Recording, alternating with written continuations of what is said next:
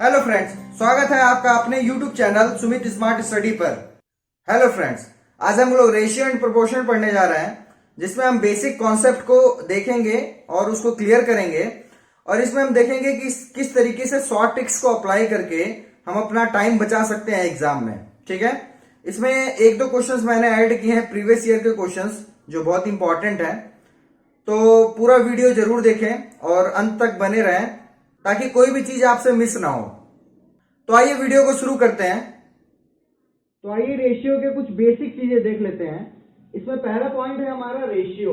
ठीक है, देखिए रेशियो को हम दो तरीके से लिख सकते हैं, a/b में और a/b में। ठीक है, किसी भी संख्या को दो भागों में अगर बांटा जाता है तो वो रेशियो के थ्रू हम बांट सकते हैं। जैसे मान लीजिए 500 है, उसको 3:2 के रेशियो में बांटा गया है। ठीक है, तो हम संख्या का पता कर सकते हैं यहाँ पे। ठीक है, इस 500 को इन दो भागों में बांटा गया है। ठीक है, तो यहाँ आप सिंपली देख सकते हैं कि ये 300 हो जाएगा और ये 200 हो जाएगा। ठीक है, ये तो नॉर्मली है, मैंने आपको ऐसे समझाने के लिए बताया। ठीक है, रेशियो तो नॉर्मल है। ठीक है, आइए प्रोपोर्शन का देखते हैं। देखिए प्रोपोर्शन मतलब देखिए समानुपात, मतलब समान अनुपात में। मतलब मान लीजिए अगर यहाँ पे a/b है और इधर c/d है, तो अगर ये वाला साइन लग जाता है तो इसका मतलब ये ही होता है कि ये दोनों जो रेशियो में है वो समान अनुपात में, मतलब सेम रेशियो में है। जैसे मान लीजिए 2:5 है और हम कह रहे हैं कि 6:15 है। ठीक है, तो यहाँ पे देखिए देखने में तो डिजिट अलग अलग लग रहे हैं, लेकिन देखिए अगर हम 6 को यहाँ काट देते हैं तो ये 2:5 हो जाता है। ठीक है, मतलब ये समान रेशियो में है। इसको समझने का एक और तरीका ये है कि आप मान लीजिए आप इसमें से एक संख्या आपको नहीं मालूम है, ये 2:5 की जगह हमको x पता है और यहाँ पे 6:15 है। ठीक है, हमें x नहीं पता है। अब देखिए x पता करने का सबसे आसान तरीका है कि देखिए यहाँ पे a है, ये b है, ये c है, ये d है। तो b और c को मल्टीप्लाई कर दीजिए और a और d को मल्टीप्लाई कर दीजिए। देखिए b और c को मल्टीप्लाई कर दीजिए, a और d को मल्टीप्लाई कर दीजिए। देखिए ये चीजें मैं बाद में भी आपको बताऊंगा, बस अभी मैं क्लियर कर दूं आपको इस चीज को। देखिए यहाँ पे आ जाएगा आपका 6x is equal to 15 to 30। तो x की वैल्यू जब हम निकालेंगे तो ये 6 से काट देगा इसको 5 टाइम्स में। ठीक है, मतलब देखिए यहाँ पे x की वैल्यू 5 आ गई है। ठीक है, इस चीज का यहाँ लगने का मतलब ही यही है, ये जो आपको समानुपात में दिखा रहा है कि ये दोनों चीजें समानुपात में। कोई भी क्वेश्चन आता है और उसमें समानुपात कह रहा है, ठीक है, तो साफ साफ समझ लीजिएगा कि वो जो दोनों रेशियो की बात कर रहा है वो समान अनुपात में है। ठीक है, तीसरे पे आते हैं हम। इसमें देखिए मीन प्रोपोर्शनल है। ठीक है, मध्यानुपाती, मतलब बीच की चीजें निकालने की बात की जा रही है। ठीक है, मान लीजिए a और b की वैल्यू दी हुई है आपको और कह रहा है कि इसका मीन प्रोपोर्शनल निकालिए, मध्यानुपाती निकालिए। तो कुछ नहीं करना है, उन दोनों को मल्टीप्लाई करके रूट में कर देना है। ठीक है, जैसे मान लीजिए a की वैल्यू 6 है और b की वैल्यू 5 कह रहा है। ठीक है, तो इन दोनों को मल्टीप्लाई कर दीजिए। यहाँ पे देखिए a भी मल्टीप्लाई हो गया, कितना 30 √ यही आपका मध्यानुपाती है। ठीक है, अब ये यहाँ पे अगर 36 होता तो ये कट जाता, मतलब 6 निकल जाता है इसका √ का।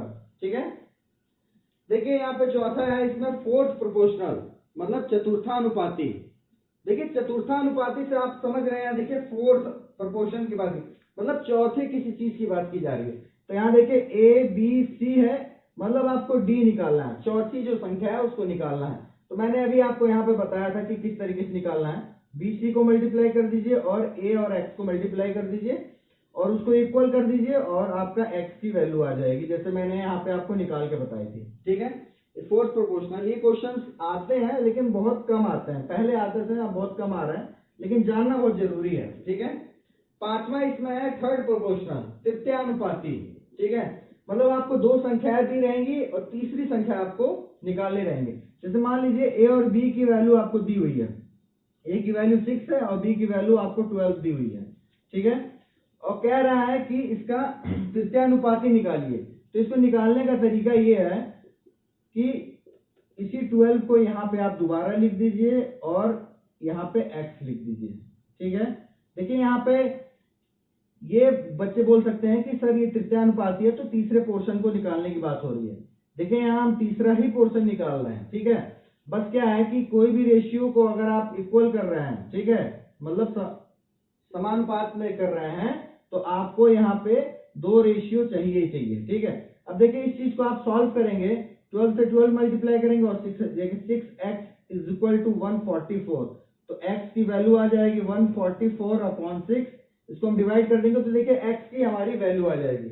मतलब तृतीयानुपाती अगर कोई भी क्वेश्चन पूछता है कि a और b कोई वैल्यू दी हुई है और पूछ रहा है उसका तृतीयानुपाती निकालिए, तो उसका तरीका ये है निकालने का, ठीक है।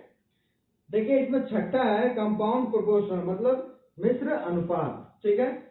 देखिए कोई दो रेशियो दिया हुआ है अगर ए बी और सी डी, और बोला है उसका मिश्र अनुपात निकालने के लिए, तो देखिए तरीका क्या है उसका, पहले वाले रेशियो का और दूसरे वाले रेशियो का पहली संख्या दोनों में मल्टीप्लाई कर दीजिए, एक जगह रख दीजिए, और दूसरी दोनों संख्याओं को मल्टीप्लाई करके एक जगह रख दीजिए और रेशियो निकाल दीजिए, ये आपका मिश्र अनुपात निकल जाएगा, ठीक है। मतलब पहली को पहली संख्या से, दूसरी को दूसरी संख्या से हम यहाँ पे मल्टीप्लाई करके रेशियो निकाल देंगे तो वो हमारा मिश्र अनुपात निकल जाएगा, ठीक है।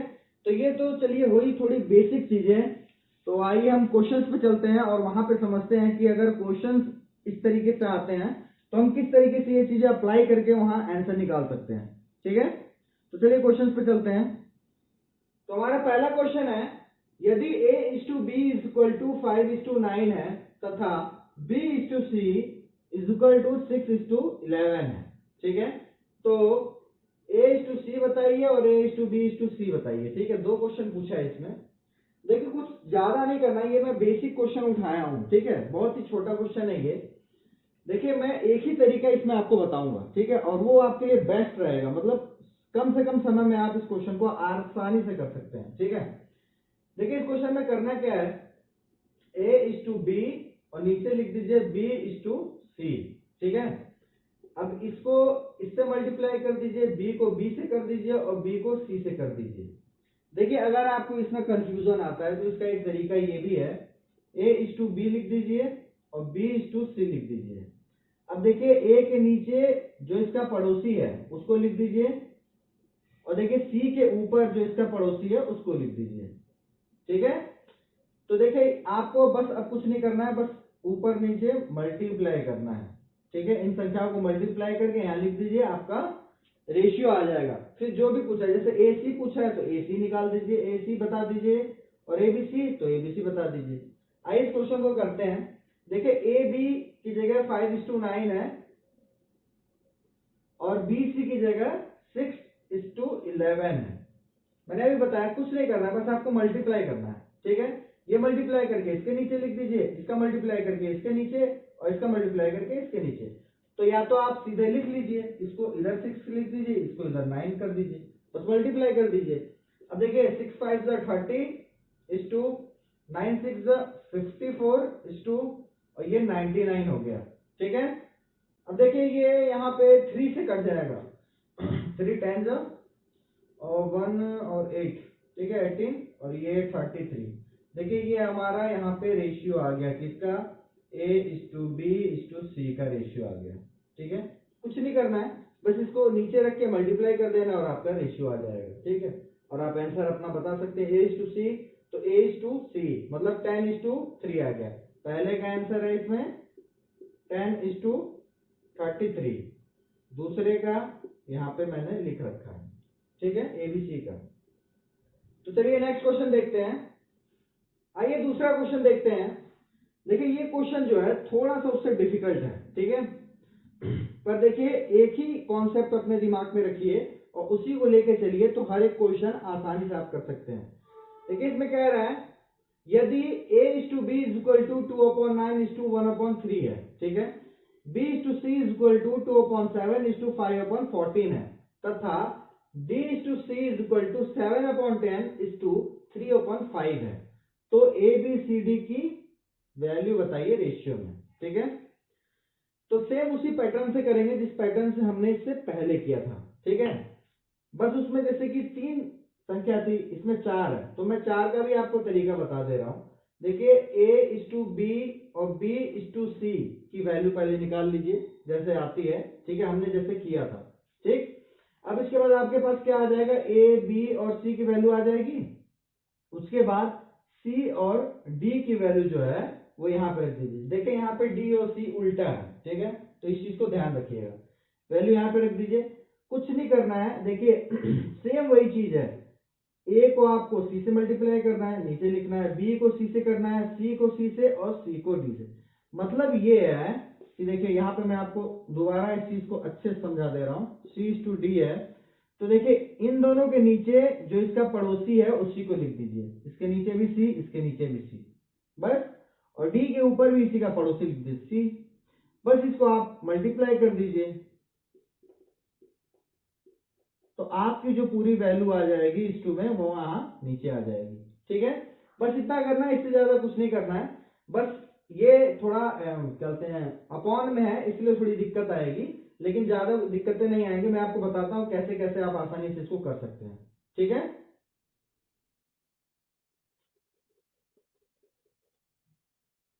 तो आइए सबसे पहले इसमें हम A/B और B/C का यहाँ सॉल्व करते हैं। तो देखिए A/B क्या लिखा है, 2/9 इज टू 1/3 है, ठीक है। अब इसमें B/C क्या है, 2/7 इज टू 5/14 है। देखिए यहाँ पे इसको लिखने की जरूरत नहीं है, जब आप इसको प्रैक्टिस कर लेंगे तो इस चीज को आपको यहाँ लिखने की जरूरत नहीं है। A को यहाँ पे B से आपको यहाँ मल्टीप्लाई कर देना है, उसके बाद B को B से कर देना है, उसके बाद जो आखिरी बच रहा है आपका B से आपको C से कर देना है।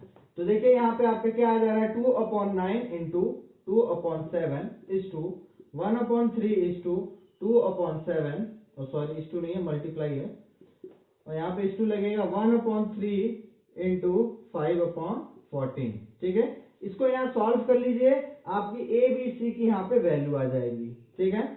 इसको हम यहाँ सॉल्व करते हैं। देखिए जो कटने लायक हो उसको काट दीजिए, नहीं कट रहा है उसको मल्टीप्लाई करके छोड़ दीजिए। देखिए 2 2 जा 4 और नीचे आपका क्या आ जाएगा 63, ठीक है। इस टू ये 2 अपॉन में 21, ये आपका आ जाएगा 5/2 कैरी 42, ठीक है। ये आपकी वैल्यू यहाँ पे आ गई है। अब देखिए एक चीज यहाँ पे आप देखिए कि 21 से ये तीनों संख्याएं कट सकती हैं। 21 2 जा, ये 1 जा और ये 3 जा, ठीक है। ये कटने के बाद आपकी वैल्यू क्या बच रही है, 4/3 इस टू, यहाँ पे देखिए सिर्फ 2 बच रहा है इस टू, उसके बाद क्या बच रहा है 5/2, ठीक है। ये आपकी A/B और C की वैल्यू होगी, ठीक है। अब देखिए नेक्स्ट स्टेप में हमको इसको यहाँ पे लिखना है A/B/C और इसके नीचे C/D कर देना है, ठीक है। अब देखिए A/B/C की वैल्यू क्या यहाँ पे क्या आई थी, देखिए A का 4/3 B की वैल्यू क्या थी आपकी 2, C की वैल्यू क्या थी 5/2। अब देखिए यहाँ पे C की वैल्यू क्या है 3/5 है, तो यहाँ 3/5 लिख दीजिए। और देखिए D की वैल्यू क्या है 7/10 है, ठीक है।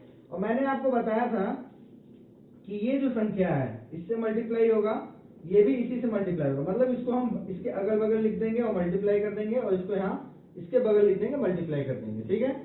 तो ये इस चीज को कर लेते हैं।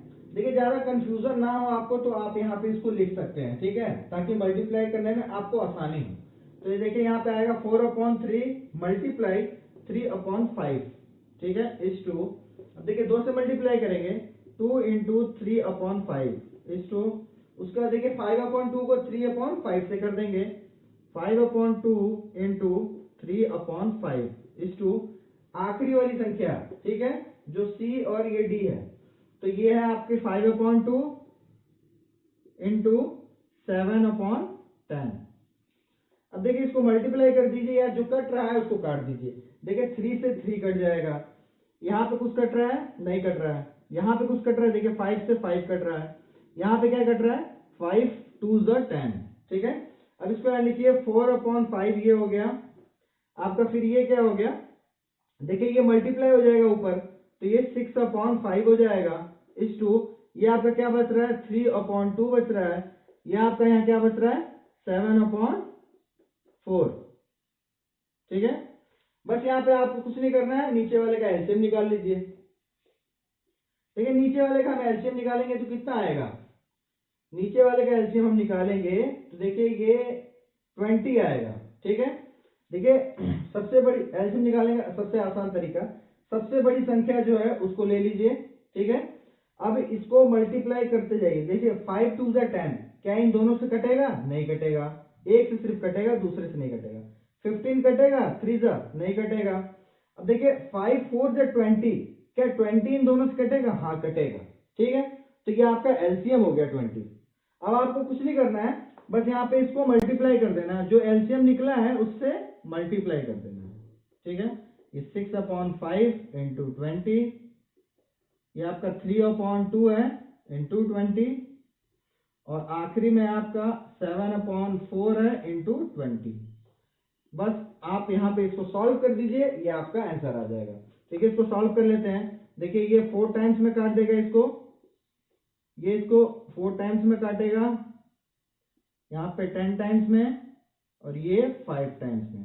तो देखिए क्या बच रहा है, 4 4 16 इज टू 6 4 24 इज टू, ये यहाँ पे 3 10 30 इज टू, और यहाँ पे 35, ठीक है।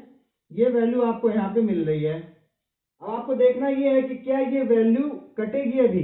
तो नहीं कटेगी। देखिए ये तीनों तो कट सकते हैं, लेकिन 35 नहीं कटेगा उससे। तो यही हमारा क्या हो गया, यहाँ पे आंसर हो गया, ठीक है। ए बी सी डी का जो यहाँ पे रेशियो में पूछा है, यही हमारा यहाँ पे आंसर हो गया, ठीक है। तो देखिए ऐसे क्वेश्चंस को आप इस तरीके से कर सकते हैं। देखिए इसमें फालतू स्टेप बता रहा हूं मैं आपको, ये जो मैं लिखा हूं ये फालतू स्टेप है, ये जो पहला लिखा हूं ये आप लिख सकते हैं और यहाँ सॉल्व कर सकते हैं। ये जो मैं यहाँ लिखा हूं ये फालतू स्टेप है, ठीक है। आप डायरेक्ट क्वेश्चन को पेपर में, आप क्वेश्चन देखिए ऑनलाइन दे रहे हैं, वहां देखिए और सीधे यहाँ पे ये वाला पोर्शन जो है, मतलब इसको आप सीधे लिखना शुरू कीजिए, और आप 2 स्टेप में आप इसको सॉल्व कर लेंगे, ठीक है। चलिए अगले क्वेश्चन की तरफ चलते हैं। तीसरा क्वेश्चन आपके सामने है, ये वैसा ही क्वेश्चन है जैसा अभी हमने इससे पहले किया, ठीक है, बस इसमें थोड़े जो डिजिट्स है वो इजी हैं, ठीक है। तो आप इस क्वेश्चन को वीडियो पॉज करके लगाइए और इसको समझने की कोशिश कीजिए। अगर आपको ये सेशन अच्छा लग रहा हो तो प्लीज आप वीडियो को लाइक कर दें, अगर चैनल को अभी तक सब्सक्राइब नहीं किया तो प्लीज सब्सक्राइब कर लें, ठीक है। आइए इस क्वेश्चन को करते हैं। देखिए सेम उसी तरीके से करेंगे जिस तरीके से इससे पहले हमने क्वेश्चन किया था, और यहाँ पे मैं डायरेक्ट आपको करके बताऊंगा। देखिए ए बी और बी सी है ना, मैंने क्या बोला था आपको, ए बी और बी सी, बस यही ना, मल्टीप्लाई करने को बोला था। तो बी को यहाँ कर दो आप, यहाँ पे बी इसको कर दो, ठीक है। अब देखिए ये हमेशा ध्यान में रखिएगा कि ये बी और ये बी अलग अलग है, ठीक है। ये वाला भी है, ये वाला भी है, ठीक है। इस चीज को हमेशा ध्यान में रखिएगा। चलिए इसको यहाँ मल्टीप्लाई करते हैं। देखिए ए क्या है आपका, 2 है। अब 2 किससे मल्टीप्लाई होगा, बी से होगा। कौन से बी से, अगले वाले, मतलब इस वाले बी से। ये क्या वैल्यू है, 9 है, इंटू 9 इज 2। अब देखिए अगले बी पे आइए, बी क्या है आपका 3 है, ये किससे मल्टीप्लाई होगा, नेक्स्ट वाले बी से। तो वो बी क्या है आपका 9 है, मतलब 3 इंटू 9 कर दीजिए। अगर आप यहां से डायरेक्ट नहीं कर सकते हैं तो आप ऐसे लिख के कर दीजिए, कंफ्यूजन बस नहीं रहना चाहिए, ठीक है। अब देखिए नेक्स्ट पे आते हैं, बी भी हो गया हमारा, उसके बाद बी और सी, मतलब इस बी का और इस सी से। तो ये बी कितना है, 3 है, और ये सी कितना है, 7, मतलब 3 इंटू 7। इसको यहाँ सॉल्व कर देते हैं हम। 18 इज टू 27 इज टू 21। तो क्या ये संख्या किसी से कट जाएगी, हाँ ये 3 से कट सकती है, ठीक है। तो देखिए 6 टाइम्स में काटेगा इसको 9 टाइम्स में काटेगा, और ये आपका 7 टाइम्स में कटेगा। क्या इसके बाद भी कट सकती है, तो नहीं कट सकती है, ठीक है। ये दोनों कट सकता है, ये नहीं कट सकता, ठीक है।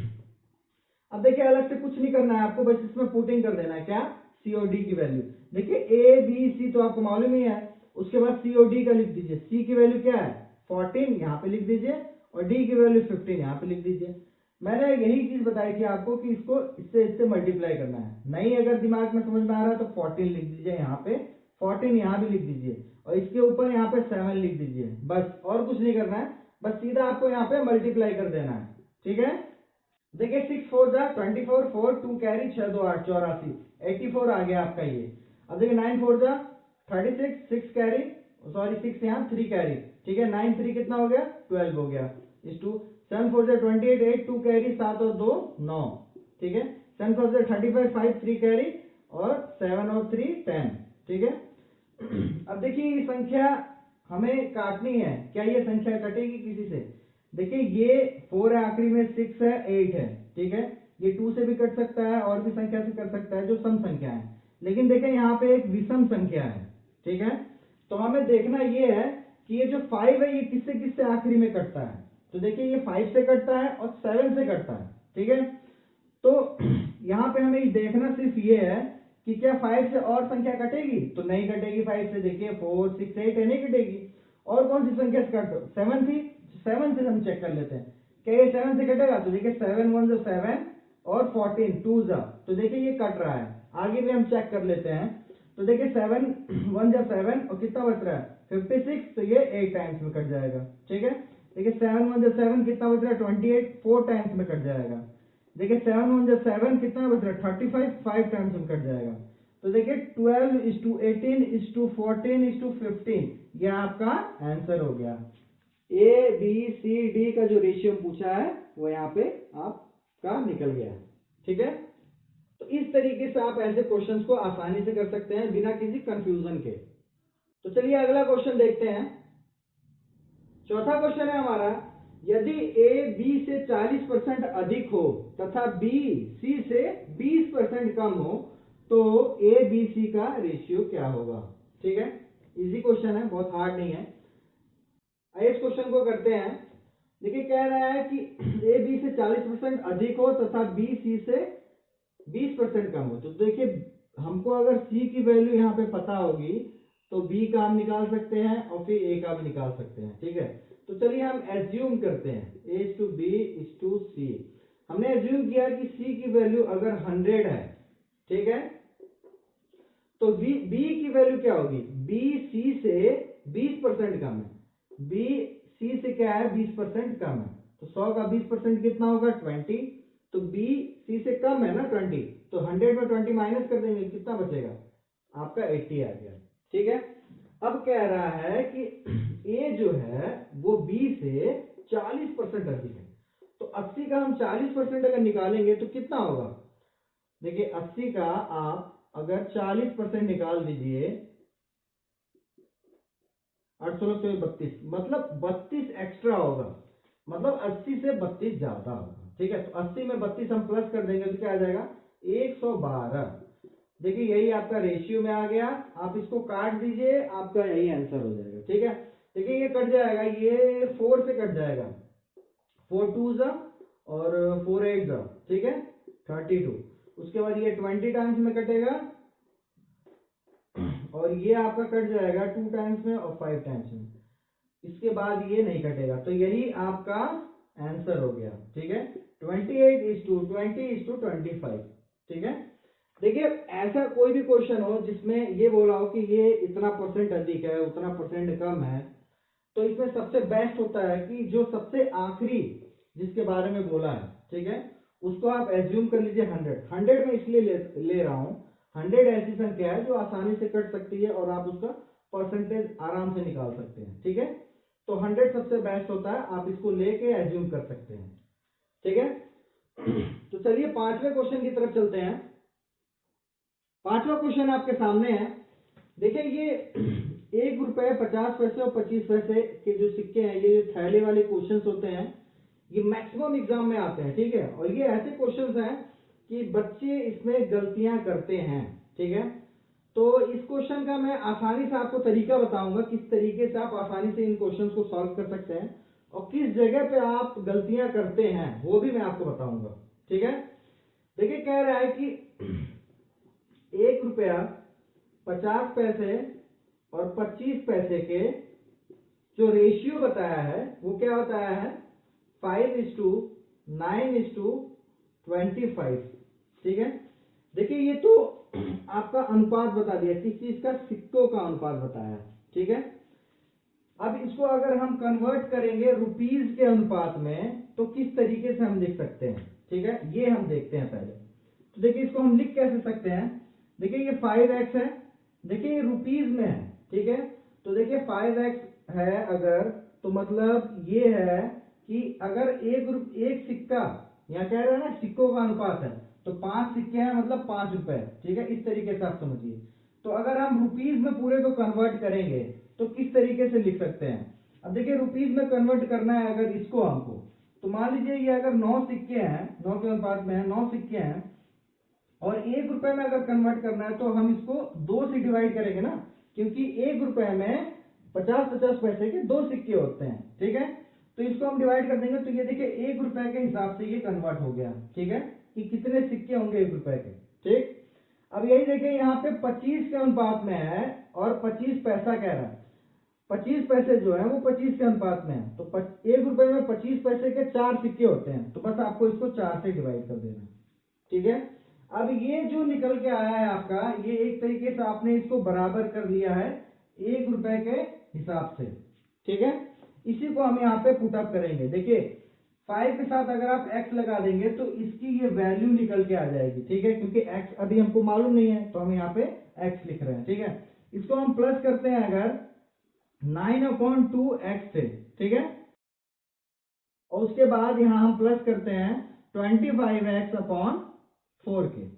देखिए ये किसके बराबर है, ये है आपका 1008 रुपए के बराबर, 1008 रुपए के बराबर ये चीजें हैं, ठीक है। देखिए इसमें क्या क्या है 5x प्लस 9x/2, 2 क्यों किया है मैंने इसको बराबर करने के लिए, और 25x/4, 4 क्यों किया है इसको 1 रुपए के बराबर करने के लिए, ठीक है। इस इक्वेशन को यहां से आप सॉल्व कर दीजिए, आपको x की वैल्यू आ जाएगी, ठीक है। चलिए इसमें हम एलसीएम निकालते हैं। तो देखिए इसके अपॉन में 1 है, इसका हम एलसीएम निकालेंगे, तो एलसीएम निकालने का तरीका मैंने आपको बता ही रखा था, वैसे ये इजी है, इसको आप 4 यहाँ लिख लीजिए। उसके बाद देखिए ये 1 से डिवाइड होगा तो 4 आएगा और 4 5 से मल्टीप्लाई हो जाएगा, मतलब 20x आ जाएगा आपका, ठीक है। यहाँ प्लस होगा, 2 से डिवाइड होगा तो 2 आएगा, 9 2 से 18, ये 18x आ गया, प्लस 4 से डिवाइड होगा तो 1 आएगा, ये 25x ही रहेगा, ठीक है। अब देखिए ये यहाँ डिवाइड में है, इधर चला जाएगा तो मल्टीप्लाई में हो जाएगा, तो यहाँ हम लिख सकते हैं सीधे इंटू 4, इस 4 को आप यहाँ से मिटा दीजिए, ठीक है। ये स्टेप बताने का तरीका है, ठीक है, आपको स्टेप ना लिखना पड़े, आप इसको यहाँ पे ओरली इस चीज को यहाँ सॉल्व कर सके, ठीक है। अब देखिए यहाँ प्लस बोला है ना, तो इसको पूरा प्लस कर दीजिए, 20 25 45 और 18 प्लस कर दीजिए इसमें, तो आपका हो जाएगा 63x, मतलब 63x किसके बराबर है, यहाँ पे लिखा हुआ है 1008 इंटू 4। देखिए मल्टीप्लाई मत कीजिएगा अभी, ठीक है, कोई भी संख्या यहाँ पे रहती है तो वो कटेगी जरूर, ठीक है। तो x is equal to 1008 into 4, देखिए ये यहाँ मल्टीप्लाई में है, इधर जाएगा तो डिवाइड में हो जाएगा 63। अब यहाँ पे इसको काटने की कोशिश कीजिए, तो देखिए इसको 9 से हम काटने की कोशिश करते हैं, तो देखिए 9 7 जा, और 9 को ऊपर काटेंगे तो देखिए 1 टाइम्स में जाएगा, और यहाँ 1 0 फिर आएगा, फिर 1 टाइम्स में जाएगा 9, फिर 1 8 आएगा, यहाँ 2 टाइम्स में जाएगा, ठीक है। अब देखिए इसको काटने की कोशिश कीजिए, क्या ये कट रहा है, तो देखिए 7 1 जा, ठीक है, 7 बचा कितना 42, मतलब ये 6 टाइम में जाएगा, ये आपका मल्टीप्लाई हो जाएगा 16 इंटू 4, तो क्या आ जाएगा 24, 4 2 कैरी और 6, मतलब 64। x की जो वैल्यू आपके आ गई, क्या आ गई 64। तो अब हम यहाँ पे निकाल सकते हैं कि विभिन्न प्रकार के जो सिक्कों की संख्या है वो यहाँ पे हम यहाँ पे निकाल सकते हैं। अब देखिए जो 1 रुपए के सिक्के हैं, 1 रुपए के जो सिक्के हैं उनकी क्या वैल्यू यहाँ पे दी हुई थी 5x, तो 5x यहाँ पे लिख दीजिए, 5 इंटू 64, ये कितना हो जाएगा 22 2 कैरी 32, ठीक है, 320। अब देखिए 50 पैसों की संख्या यहाँ पे निकाल लेते हैं, क्या है 9x है, is equal to 9 into 64, multiply कर दीजिए, 9 4 से 36, 6 3 कैरी, 9 6 से 54 और 3 इसमें प्लस हो जाएगा तो 57, 576 हो जाएगा, ठीक है। अब 25 पैसे की निकाल लेते हैं, 25 पैसे की यहाँ संख्या है, ये आपका रेशियो में था 25x, ठीक है, तो 25 इंटू 64 हम कर देंगे, तो देखिए 5 4 जा 20 0 2 कैरी कर दीजिए।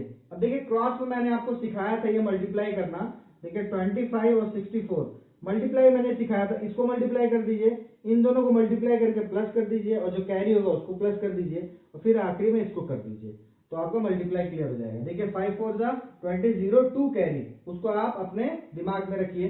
अब देखिए क्रॉस में मल्टीप्लाई का क्या मतलब है, बाहर वाले का बाहर वाले से, तो 2 4 जा 8 और 5 6 जा 30, 30 प्लस 8 38 और 2 कैरी था 40 मतलब, तो 0 4 कैरी हुआ। अब देखिए बाहर वाली की बाहर से मल्टीप्लाई कर दीजिए 6 की 2 से, तो 6 2 जा 12, 12 और 4 था हमारे पास, तो 12 में 4 प्लस हो जाएगा तो कितना हो जाएगा 16 हो जाएगा, मतलब 1600। तो ये हमारे पास क्या आ गया, जो ये पैसे दिए हुए थे, मतलब जो ये सिक्के दिए हुए थे उनकी संख्या आ गई। मतलब 1 रुपए के जो सिक्के होंगे वो 320 होंगे, 50 पैसे के जो सिक्के होंगे 576 होंगे, और 25 पैसे के जो सिक्के होंगे वो 1600 होंगे। ठीक है, अब देखिए आप लोग गलती कहाँ करते हैं। ठीक है, बच्चे जो गलती करते हैं वो इस स्टेप में करते हैं, ये जो अपॉन 2 अपॉन 4 लिखा हुआ है इसको वो नहीं लिखते हैं और ऐसे सॉल्व करने की कोशिश करते हैं और यहाँ पे गलती हो जाती है। ठीक है, इसको लिखना जरूरी है, क्यों, क्योंकि आप इक्वल कर रहे हैं 1 रुपए के। ठीक है, 1 रुपए के इक्वल कर दीजिए, आप इसको इससे इक्वल कर सकते हैं। ठीक है, ठीक है, रेशियो एंड प्रोपोर्शन एक ऐसा टॉपिक है जो कई सारे टॉपिक्स को क्लियर करता है। ठीक है, तो ये जो टॉपिक है ये हमारे लिए बहुत ही इंपॉर्टेंट हो जाता है।